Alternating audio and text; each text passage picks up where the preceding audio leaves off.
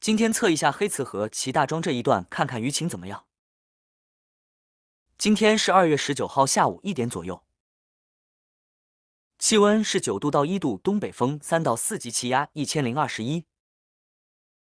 今天就测了6米3的点，离岸8米左右，水深2米5左右。视频入水10几分钟，小杂鱼就进窝了。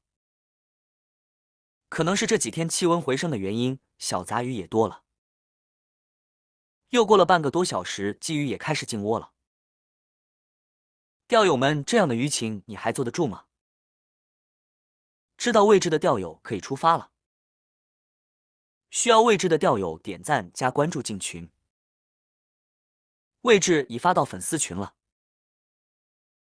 今天去的有点晚，有个钓友一上午钓了6斤左右。好，到这地方是坝子，下了坝子就可以，到这坝子底下都可以钓。今天搁这量测测，看看咋样。